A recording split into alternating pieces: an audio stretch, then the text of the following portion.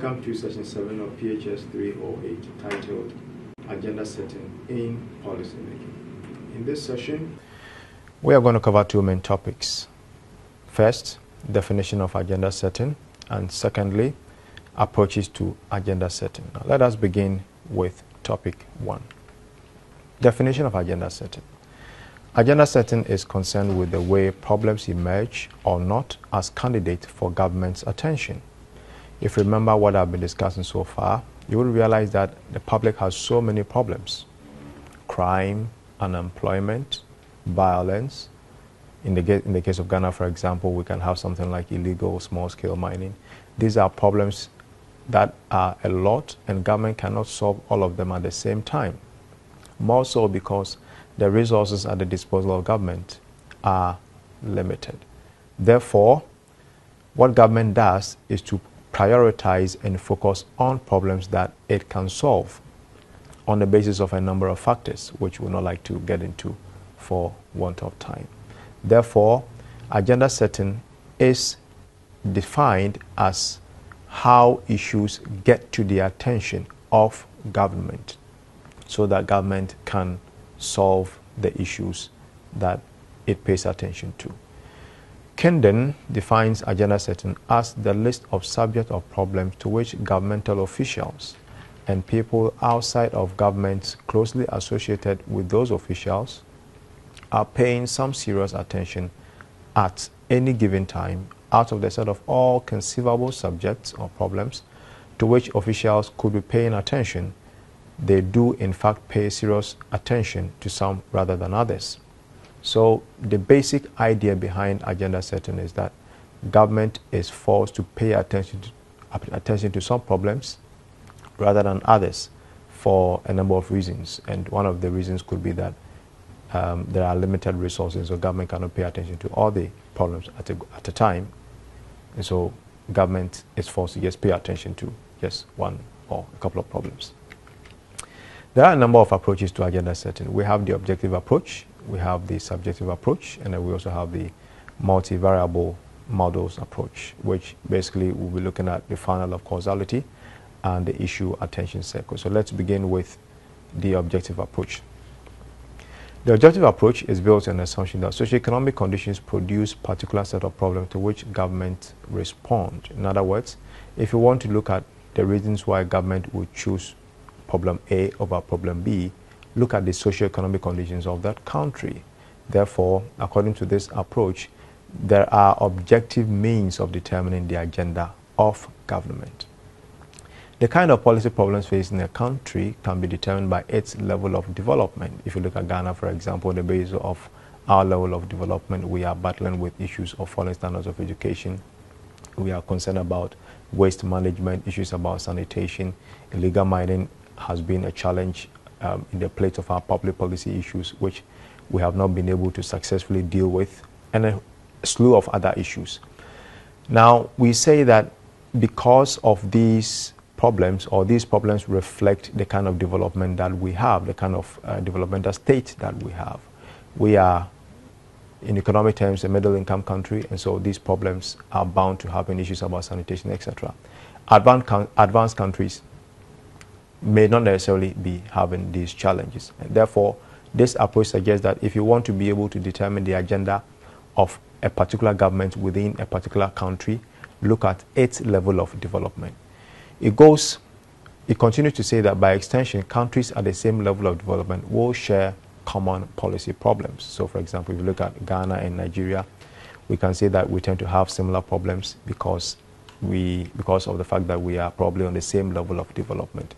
The same could apply to the UK and Britain, for example.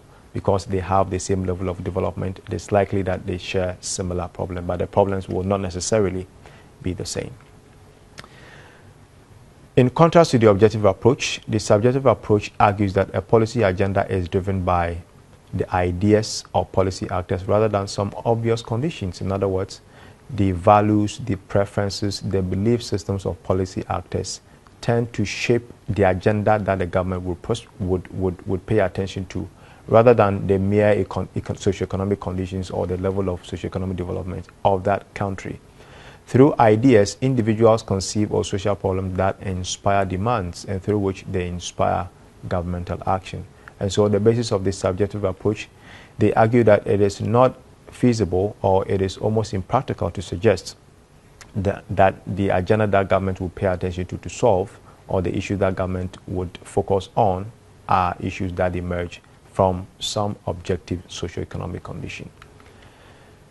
Now, both the subjective and the objective approaches have some challenges, have some limitations, and so scholars began to suggest what is known as the multivariable model.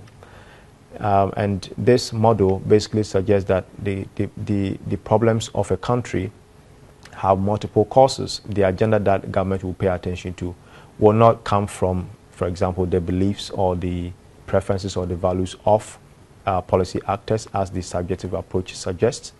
The agenda that government will pay attention to will not necessarily come from the obvious socioeconomic conditions that may be prevalent in the country, as the objective approach group suggests, but it is a combination of factors. Therefore, they continue to say that they combine variables from previous approaches into a more empirically accurate theory of agenda setting. That is what those who believe in the multivariable models, that is what they suggest. The basic assumption is that the substance of government's agenda is shaped by socioeconomic and physical environment. So it is not just a question of the socioeconomic conditions, but also the physical environment also has a way of shaping the problems that the country is confronted with. Again, the distribution of power in society, the prevailing ideas and ideologies, the institutional frameworks of government, and the process of decision making within government, all these things go a long way to inform the problems or the agenda that the government will pay attention to. Therefore, they suggest that the problems or the driving forces that shape the problems of a country are intertwined.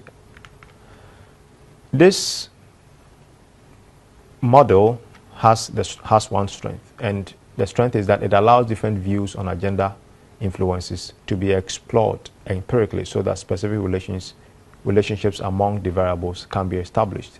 They suggest that given that the problems of a society are not shaped or caused by a couple of causes, or they are not necessarily based on the subjective values and preferences of individuals, there are multiple variables at stake here, and so it allows scholars or policy analysts to be able to look at the different variables that could be that could be shaping the problem of a country, that could be driving the agenda of a country, and know how best to be able to tackle them, because then they have an idea of the specific variables that could be causing that problem.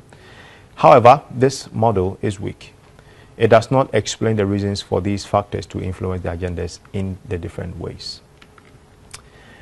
The other model under the multiple variables model is known as the issue attention circles, which was proposed by Anthony Downs. And his basic assumption is that public policy making often focused on issues that momentarily capture public attention and trigger demands for government action. Many of these problems soon fade from view as their complexity or intractability becomes apparent. In other words, the more an issue becomes known, the more an issue becomes prevalent in the media, for example, the more it is likely that it will be picked up or it will attract the attention of government in order for it to be solved.